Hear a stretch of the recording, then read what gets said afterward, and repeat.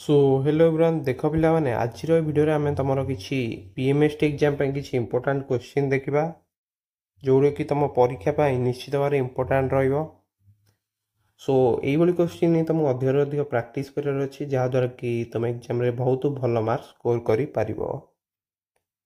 तो पूर्व आम गोटे भिड आसाला जदि से देखन निश्चित भाव देखी नब एवं सर्ट ट्रिक्र जो भिड गुड़ी अच्छी से गुड़ तुम देखी नब।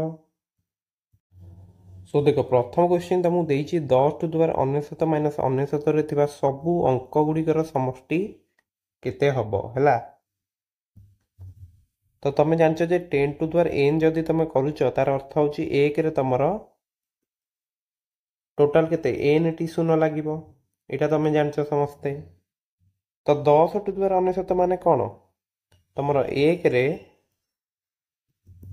99 शून्य लगी है 99 शून्य एथुरु आमे माइनस करिया 99।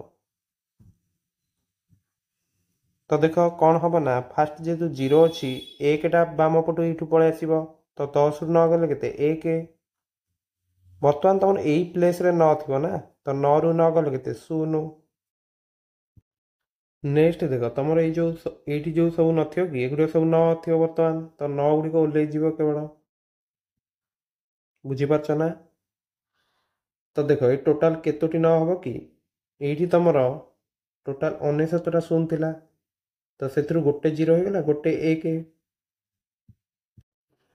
सो एठी जो तुम 9 अच्छी ये हूँ तुम 97टी 9 बुझीपार ना 97टी 9 तापर जीरो तापर एक तो अंक गुड़िक समष्टि ताले केते हो ना 97टा 9 97टा 9 हूँ तुम 9 गुणन 97 जुक्त जीरो जुक्त एक तो 97 जदि 9 रे गुणिया केते मिलुची 9 7 63 3 रखने 6 9 9 81 6 87 तो 873 जुक्त एक हूँ 874 ताले ऑप्शन बी हूँ करेक्ट बुझीपार तो पूरा क्लियर। सो बुझीपार ना यहाँ केमती गले तुम फास्ट मुझे कहीदेली 10 टू द पावर n हूँ माने कौन एक रे n टा शून्य तो जेहेतु तुम 10 टू द्वारा 99 देती यार अर्थ कौन एक रे 99टा शून्य तो एथुरु आम माइनस करिया तुम 99 तो फास्ट कौन कर ना एक टाइप नहीं आसल तो 10 रु 9 गले केते एक एठी 9 थी तो 9 रु 9 गले हूँ शून्य तो बाकी तुम ये 97टी 9 हो गला ताहेले अंक मानकर जोगफल पचार ना ताले केते हम 97 गुणन 9 873 आउ जीरो आउ एक मिसी केते 874 ताले ऑप्शन बी हूँ करेक्ट। सो यही क्वेश्चन आसिले तुम आराम से बर्तमान सॉल्व कर दे पारिबो एवं इम्पोर्टाट क्वेश्चन एटा हला। सो परवर्ती क्वेश्चन देखिबा नेक्स्ट देख 2 नंबर। सो देख एठी तुम देछि 5 to the power 5 plus 5 to the power 5 plus 5 to the power 5 एमती कि पांचटा अछि नै कि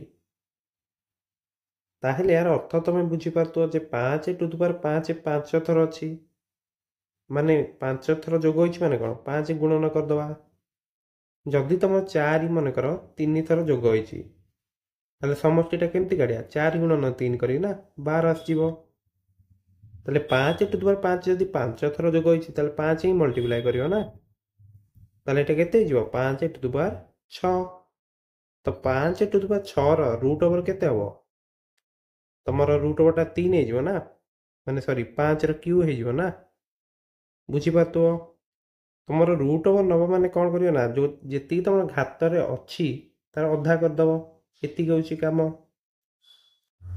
सो देखो पूरा इजी क्वेश्चन अच्छी 5 टू द पावर 5 जेहेतु 5 थर थिला तमे 5 मल्टीप्लाई कले तो ये तुमर केते गला घात दीटा खाली मिसी गला 5 प्लस 1 तो 5 टू द पावर 6 जेहेतु आम यार रूट ओवर नौ तुम ये जो घातटा कौन हम ना अधा हो तो 5 क्यू अर्थात केते तुम यहाँ चाहिए बाहर कर दे पार 5 गुणन 5 गुणन 5 दैट इज केते 125 हूँ तुम आंसर बुझी हो तो पूरा इजी क्वेश्चन अच्छी। नेक्स्ट देख तुम यहाँ गोटे लसा गसा गोटे क्वेश्चन देजी 7 ଜଣ ଲୋକ ଗୋଟିଏ ହୋଟେଲକୁ ଖାଇବାକୁ ଆସନ୍ତି। ପ୍ରଥମ ଜଣକ ସବୁଦିନ ଆସେ, ଦ୍ୱିତୀୟ ଜଣକ କ'ଣ କରେ ନା ଦିନେ ଛାଡ଼ି ଦିନେ ଆସେ, ତୃତୀୟ ଜଣକ ପ୍ରତି ତୃତୀୟ ଦିନରେ ଥରେ ଆସେ ଏବଂ ଏଇଭଳି ଭାବରେ ତୁମର 7 ଜଣ ସପ୍ତାହରେ ଆସନ୍ତି ହେଲା। ତ କେଉଁ ଦିନ ସମସ୍ତେ ହୋଟେଲକୁ ଖାଇବାକୁ ଏକାଠି ଆସିବେ? ମନେକର ଦେଖ, ପ୍ରଥମ ଦିନ ଆସିଛନ୍ତି, ତ କ୍ୱେଶ୍ଚିନ୍ ଅର୍ଥ ହେଉଛି ଯେ ତାପରେ ଆଉ କେତେ ଦିନ ପରେ ସେମାନେ ଏକାଠି ଆସିବେ। ଓକେ, ବୁଝିପାରୁଛ ତ? ସୋ ଦେଖ, ମନେକର ସେ ପ୍ରଥମ ଦିନ 7 ଜଣ ଯାକ ଖାଇବାକୁ ଆସିଛନ୍ତି, ତ ପ୍ରଥମ ଲୋକ କ'ଣ କରୁଛି ନା ସିଏ ସବୁଦିନ ଆସୁଛି ହେଲା। ଦ୍ୱିତୀୟ ଲୋକ ଯିଏ, ସିଏ ଆସୁଛି ଦିନେ ଛଡ଼ା ଦିନେ, ମାନେ ପ୍ରତି ଦ୍ୱିତୀୟ ଦିନରେ ସିଏ ଆସୁଛି ହେଲା। ତୃତୀୟ ଜଣକ ସବୁ ତୃତୀୟ ଦିନରେ ଆସୁଛି ହେଲା। ଏମିତି କରୁଛନ୍ତି, ପ୍ରତି ତୃତୀୟ ଦିନରେ ସିଏ ଆସୁଛି। ତ ତମର ଯୋଉ ଚତୁର୍ଥ ଲୋକ ସିଏ କ'ଣ କରୁଥିବ, ପ୍ରତି ଚତୁର୍ଥ ଦିନରେ ଆସୁଥିବ। ଏବଂ ତମର ପଞ୍ଚମ ଲୋକ ଯିଏ ଅଛି ସିଏ ପ୍ରତି ପଞ୍ଚମ ଦିନ, ପ୍ରତି 5 ଦିନ ଥରେ ଆସୁଥିବ। ଯିଏ ଷଷ୍ଠ ଲୋକ ଅଛି ସିଏ ପ୍ରତି ଷଷ୍ଠ ଲୋକରେ ଆସୁଥିବ, ଷଷ୍ଠ ଦିନରେ ଆସୁଥିବ ହେଲା। ଏବଂ ଯିଏ ସପ୍ତମ ଲୋକ ଅଛି ସିଏ ପ୍ରତି ସପ୍ତମ ଦିନରେ ଆସୁଥିବ। ତାହେଲେ ମନେକର ଯଦି ସେ ଗୋଟେ ଦିନ ଏକାଠି ଆସିଲେ, ତାପରେ ନେକ୍ସଟ ଏକାଠି ଆସିବାକୁ ତାଙ୍କୁ କ'ଣ କରିବାକୁ ପଡ଼ିବ ନା, ତାହେଲେ ଏଠି ଆମକୁ 1ରୁ 7 ଯାଏଁ ଲସାଗୁ ନେବାକୁ ପଡ଼ିବ। ବୁଝିପାରୁଛ ତ? ସୋ ଏଠି 1ରୁ 7 ଯଦି ଆମେ ଲସାଗୁ ନେଇଯାଉଛନ୍ତି ତାହେଲେ ଆମକୁ ଆନ୍ସର ମିଳିଯିବ। ତାହେଲେ 2 ଦ୍ୱାରା କାଟ, ତ 1 1, ନେକ୍ସଟ ହେଉଛି 3, 4କୁ 2ରେ କାଟିଲେ ହେଉଛି 2, ତାପରେ 5, 2କୁ 6ରେ କାଟିଲେ 3, ନେକ୍ସଟ ହେଉଛି 7। ନେକ୍ସଟ ତମେ କ'ଣ କରିବ ପିଲାମାନେ, ତମର 3 କଟି ଯାଉଛି ନା, 1 1 3, ସରି 1 2 5 1 7 ଏତିକି ଆସୁଛି। ତାହେଲେ ତମକୁ ନେବାର କ'ଣ ଅଛି, ଏଠି ଲସାଗୁ ନେବାର ଅଛି ନା। ତ 2 ଗୁଣନ 3, ଏଠି ଗୋଟେ 2 ଅଛି ତ 2, ନେକ୍ସଟ 5 ଗୁଣା ହେଲା, ନେକ୍ସଟ 7 ଗୁଣା ହେଲା। ତ ପିଲାମାନେ ଇଏ ତମର କେତେ ହେବ, 2 3 6 2 12 5 60, ଏତିକି ହେଉଛି ତମ 60 ନା। ତ 60କୁ 7ରେ ଗୁଣିଲେ କେତେ ହେବ, 7କୁ 6ରେ ଗୁଣିଲେ ହେଉଛି 42, ଏଠି ଆଉ ଗୋଟେ 0 ଲାଗିବ। ତାହେଲେ ଯଦି ସିଏ ପ୍ରଥମ ଦିନ ତମର ଆସୁଛନ୍ତି, ନେକ୍ସଟ ତମର ସିଏ କେତେ ଦିନ ପରେ ଆସିବେ ନା 420 ଦିନ ହେଲା। ଏ ହେଉଛି ଆନ୍ସର। ସୋ এই କ୍ୱେଶ୍ଚିନ୍ଟା ତମେ ପୁରା ଭଲ ଭାବରେ ବୁଝିଯାଇଥିବ, ଏ ହେଉଛି ଆନ୍ସର ହେଲା। ନେକ୍ସଟ ଦେଖ, 2007 ମସିହା ନଭେମ୍ବର 18 ତାରିଖ ଯଦି ରବିବାର, ତାହେଲେ 1000 ଦିନ ପରେ କେଉଁ ବାର ପଡ଼ିବ? ତ କ୍ୟାଲେଣ୍ଡରରୁ ମେନଲି ତମର ଏଇଭଳି କ୍ୱେଶ୍ଚିନ୍ ଆସିପାରେ। ତ ଯେତିକି ଦିନ ଦେଇଥିବ ତାକୁ କ'ଣ କରିବ ନା 7ରେ ଡିଭାଇଡ଼ କରିବ ହେଲା। 7 7, ତ 3 ଓହ୍ଲେଇଲା, ଏଠି ଗୋଟେ 0 ଅଛି, ତ 7 କୁ 28, ଇଏ ଓହ୍ଲେଇଲା 2, ଏଠି ଗୋଟେ 0 ଅଛି, ତ 7 ଦୁଗୁଣେ 14, ତ 20ରୁ 14 ଗଲେ କେତେ ହେଉଛି, 6 ହେଉଛି ନା। ସୋ ଦେଖ, ତମର ଯେତିକି ଏଇଠି ଭାଗ ଶେଷଟା ଆସିବନି କି, ତମେ କ'ଣ କରିବ, ଯେଉଁ ବାରଟା ଦେଇଥିବ ସେଥିରେ ସେତିକି ଆଡ୍ କରିଦେବ ହେଲା। ଯେମିତିକି ଏଠି ରବିବାର ଥିଲା, ତ ଯେହେତୁ 6 ଭାଗ ଶେଷ ଅଛି ତାହେଲେ 6 ଆଡ୍ କରିଦିଅ, ମାନେ ତମର ନେକ୍ସଟ ତମର କେତେ ହେବ ନା, ଏଇଟା ଶନିବାର ହେବ ହେଲା। ତାହେଲେ ବି ହେଉଛି ଆନ୍ସର। ବୁଝିପାରିଲ? ଯଦି ଏଠି 3 ଥାନ୍ତା, ରବିବାରରେ ଆଉ 3 ଦିନ ଆଡ୍ କରିଥାନ୍ତ, ତ କେତେ ହେଇଥାନ୍ତା, ବୁଧବାର। ଏମିତି ହିଁ କରିବ। ସୋ ଦେଖ, ଆଜି ସେସନର ଲାଷ୍ଟ କ୍ୱେଶ୍ଚିନ୍ ଏଇଟା ଅଛି। ଯଦି ତମକୁ ଏମିତି କ୍ୱେଶ୍ଚିନ୍ ଦେଉଛି, ତମେ ସବୁବେଳେ କ'ଣ କରିବ ନା ଶେଷ ଆଡ଼ୁ ଯିବ। ଯେମିତିକି ଏଠି ତମର 2 - 1/2 ଅଛି ନୁହେଁ କି ତଳେ ସବୁଠୁ, ତାହେଲେ କ'ଣ କରିବ ନା 2 ନେଲ ଲସାଗୁ, ଇଏ ତମର କେତେ, 2 ଦୁଗୁଣେ 4, ତ 4 - 1, ତ 3/2 ହେଉଛି ନୁହେଁ କି। ସୋ ଦେଖ, ଏଇ ଯେଉଁ 1 ତଳେ ତମର 3/2 ହେଇଯାଉଛି ନୁହେଁ କି, 1 ବାଇ ତଳେ 3/2, ତ ଏଇଟା କ'ଣ ହେବ ନା ଓଲଟି ଯିବ। ତାହେଲେ 2 - 2/3, ବୁଝିପାରୁଛ ନା।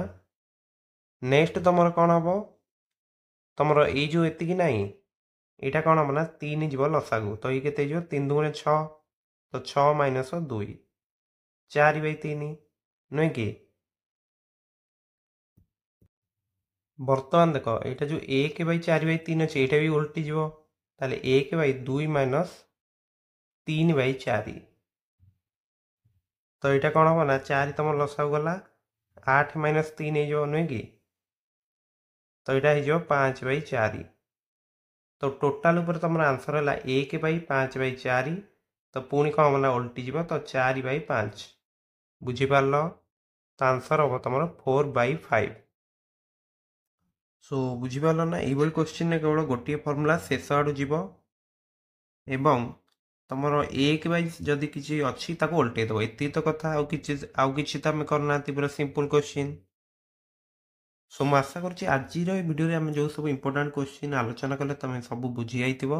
ଯଦି କିଛି ଡାଉଟ୍ ଅଛି ତମେ କମେଣ୍ଟ କର କିମ୍ବା ତମେ ଟେଲିଗ୍ରାମ ଚ୍ୟାନେଲରେ ଜଏନ୍ ହେଇକି ମଧ୍ୟ ପଚାରିପାରିବ। ସୋ ଦେଖା ହେବା ନେକ୍ସଟ ଭିଡ଼ିଓରେ। ତମେ ଏଇଭଳି କ୍ୱେଶ୍ଚିନ୍ ଅଧିକରୁ ଅଧିକ ପ୍ରାକ୍ଟିସ୍ କର। ସମସ୍ତଙ୍କୁ ବେଷ୍ଟ ଅଫ୍ ଲକ୍।